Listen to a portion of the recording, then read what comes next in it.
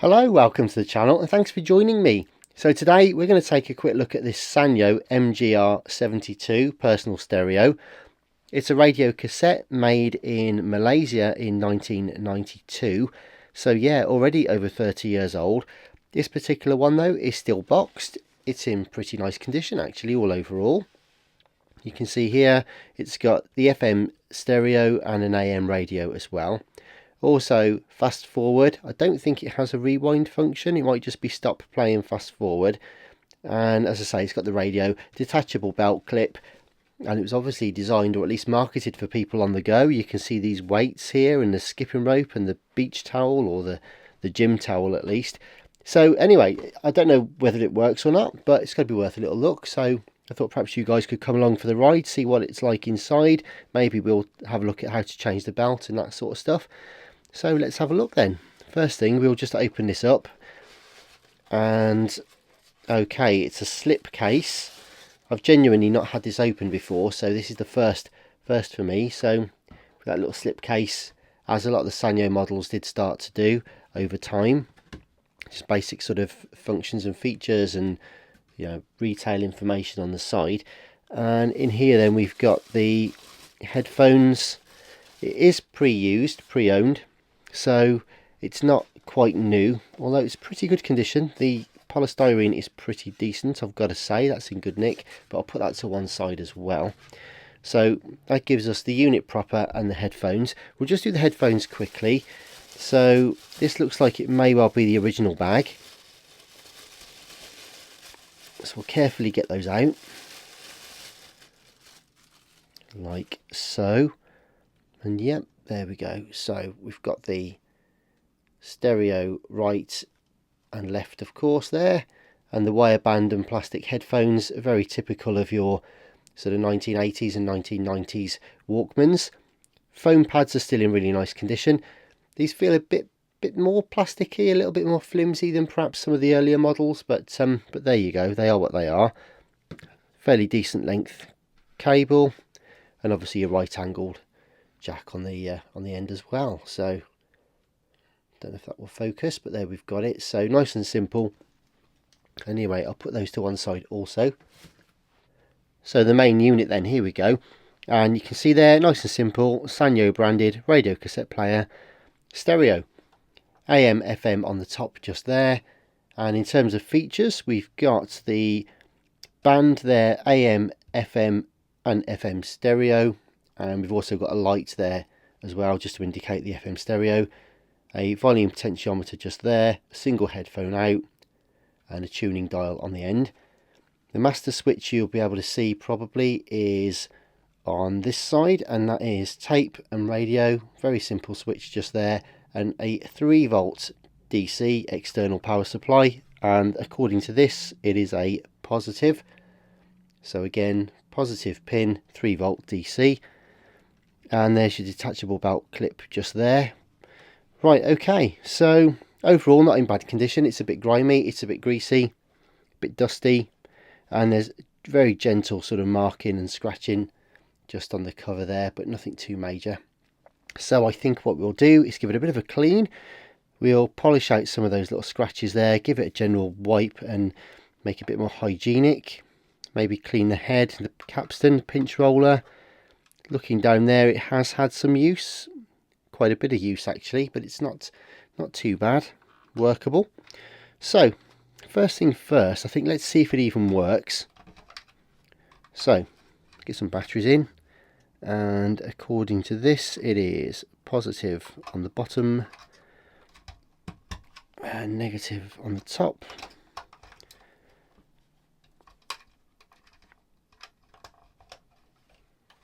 Right, first things first, does anything happen? No. Okay. Well, that motor's definitely spinning, but nothing's happening at all. Alright, so there's no point in putting a tape in there. The functions work, the actual transport controls work, but obviously nothing else is working with that. So very quickly, I will just check to make sure that the DC socket works as well. it's a shame because normally I like to try at this stage, just even if the belt's slipping and running slow, it's a nice opportunity just to check the headphone socket stability and that kind of thing, and check the amplifier and the tuning. Actually, we can still check that, can't we? So first things first, let's put some power into the side, some mains power, and we'll just check the radio. So we need 3 volts DC, and just going to try and find the correct port for this one. That one looks pretty good. And we said positive pin. Yeah, positive pin. So we'll just get the positive tip on there. Plug that in. We'll just try the tape again. Yep. Okay, so the power works as well.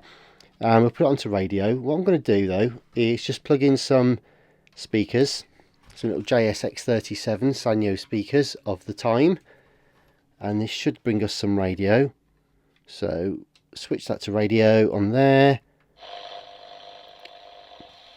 Okay.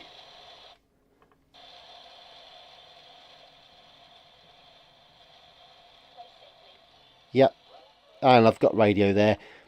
I'll take that to be honest, because the lights in here do interfere with the FM quite a lot, so if I've got something there, I know the radio is going to be alright.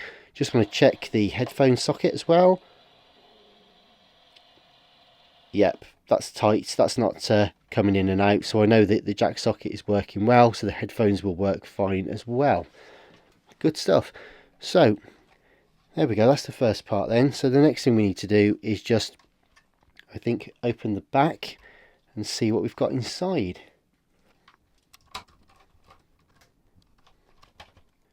There's a very tight fitting screw just there. Right, that one's out. So there's 3 screws on the back.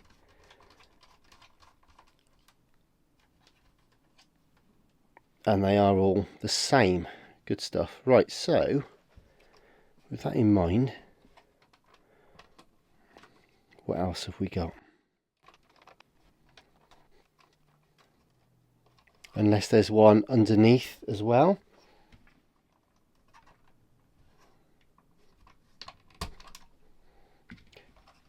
Got there in the end, a bit stuck that one was. So there's the detachable belt clip.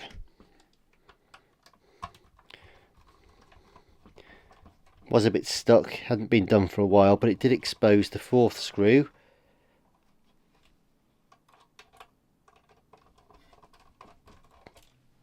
Again, that's the same, so this time round, there we go. Okay, well, so nothing to see on the back, no shielding or anything like that, just a simple single piece plastic backing there. But we can see that the belt has completely turned to goo. So there we go. I'll just see if I can bring that into frame, so you can see there that the belt itself is just gently going to touch that. You can just see it kind of creeping back on its own. So it's a 1mm, well, maybe a 0.8mm square belt, possibly a 1. I'm going to see if I can peel that off in one go. Otherwise it's going to make a lot of mess. Come on.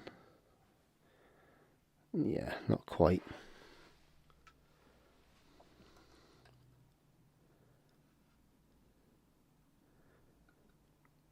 It's borderline, but I think we've got it. There she is. Ugh.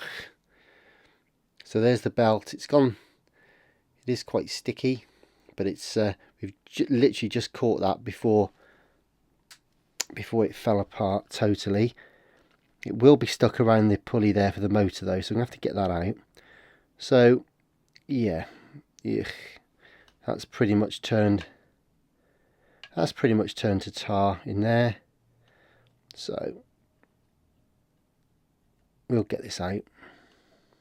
Of course, what it will have done is when it broke as well, it will have actually sort of spun around, got itself caught up around the pulley. So I'm just going to get some sort of baby wipes and some IPA and cotton buds and stuff, and just clean all that out, and hopefully we should be able to get a new belt back on there and have her back up and running again.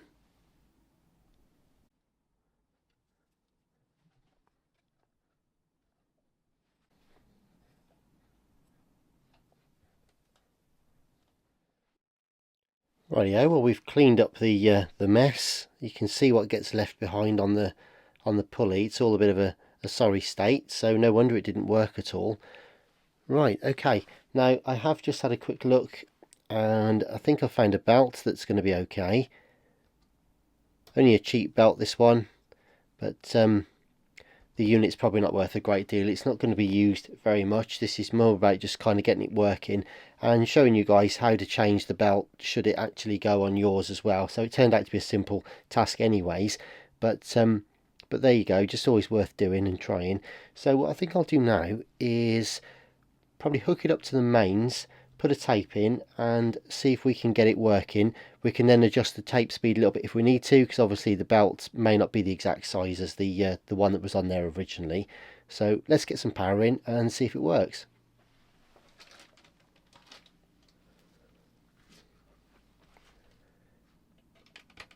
So we've got the 3 volts in there. I'm also going to just plug in the headphones, of course, or speakers, and we'll get a tape.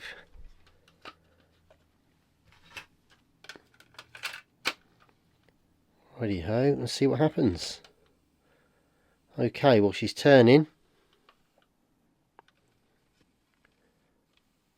and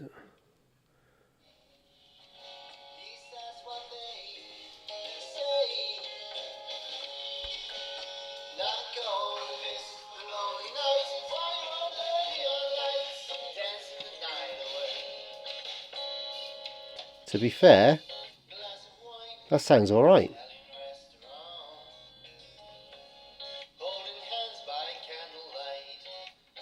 That's nice.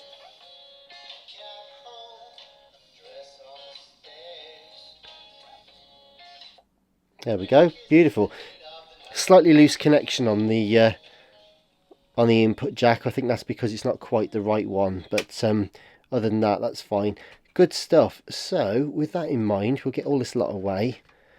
Yep, if you wanted to, incidentally, there's a screw just here, and I'm sure then you could probably lift the board away. Maybe you need to desolder a couple of wires, but we don't need to get all of that today to do all this.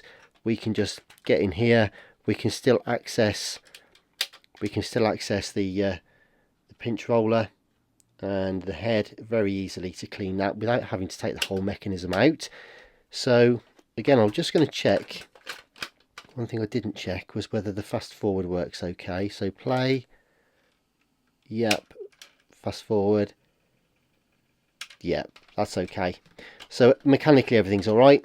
Just need to clean the head, the capstan, the pinch roller, get this back together and give the unit a bit of a polish and a deep clean, and that should be that. So we'll just get the back case on now.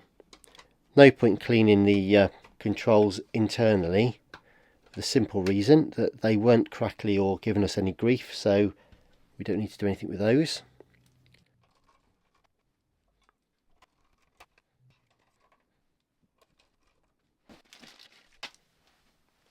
And we'll just give that a little bit of a wipe under there, because we won't be able to get to that once the belt clip is in place, which we can actually do now anyways. There we go, like so. Good.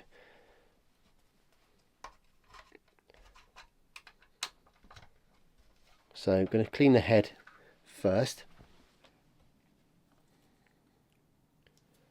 and just a bit of alcohol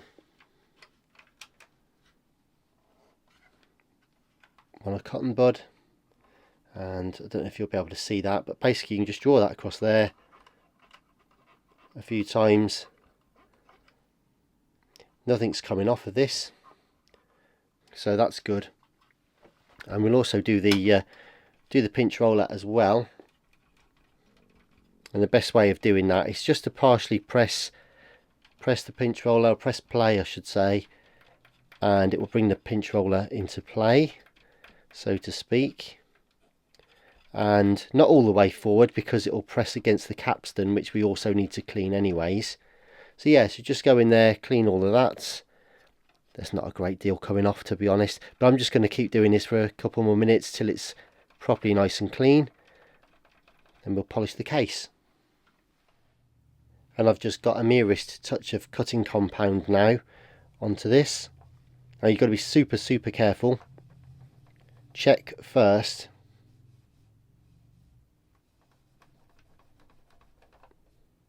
always check first that you're not going to take any print with you. This one, I know the print is on the back of the plastic, so polishing the plastic gently won't actually remove any of the labels or artwork. And also just check on the colour of the stuff that's coming off as well, if in doubt. If you're starting to bring paint with you, then stop immediately.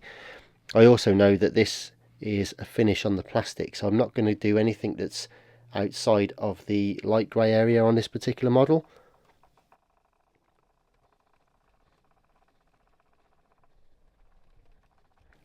There we go. That's pretty good. I don't want to overdo it. Just want to make sure it's sort of hygienic, clean, looking nice. We'll also do the transport controls. Get the grime, the dust, the dirt out. Don't flood it with chemicals. Don't be tempted to pour loads of IPA or anything all over it, because you might, or contact cleaner, because you may end up taking the ink off, which you don't want to do.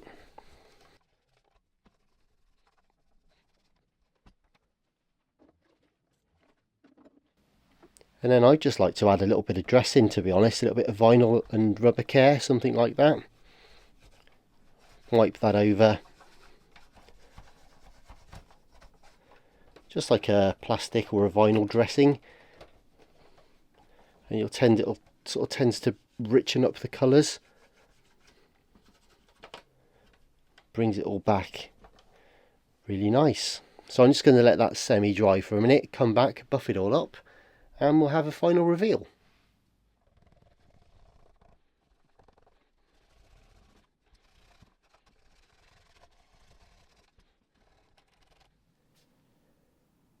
So here it is then, the MGR72 from Sanyo, all the way from 1992.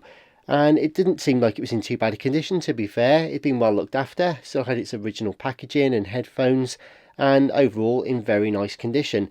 It was a little bit scuffed, but we've just given that a bit of a polish and that's sorted that out. Also cleaned the head, the capstan and the pinch roller as well. The headphone jack was okay, didn't have to touch any of that, or indeed the volume control. However, the cassette didn't work on play or fast forward, and a quick evaluation of that, we soon found out that the original belt had actually perished. It had gone sticky and gooey, so we've cleaned that up and put a new belt on. So let's just give it a quick test now. Oh, and just before I do the cassette, I've just remembered I needed to test the radio, so I've just done that with the FM with the lights out, because the LED lights here play up with the signal. So here's a little bit of FM radio for you to enjoy.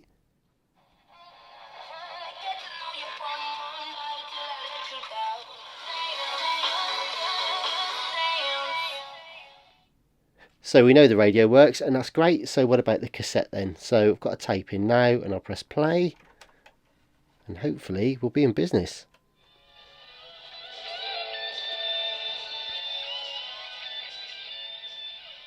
Nice, good stuff. And you can see the hinge works nicely.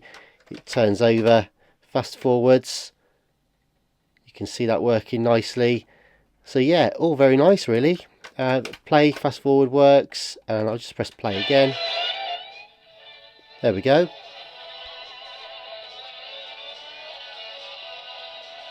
Fantastic. So thank you very much indeed for watching. I hope you've enjoyed it. Hope you found it a little bit useful and interesting. It's only a short video today, just to give you an introduction just to this quick model here. And we've changed the belt, given it a quick service. So if you've got one languishing in the back of a cupboard, or you've just dug it out the loft and it doesn't work, maybe that's the reason why. So hopefully you found it useful. If you do like your boomboxes, Walkmans, vintage games, 8-track stuff, please check out my other videos. Consider subscribing and hitting the bell for notifications. We've got loads of cool stuff coming up. So stay safe, and I'll see you soon. Take care. Bye-bye.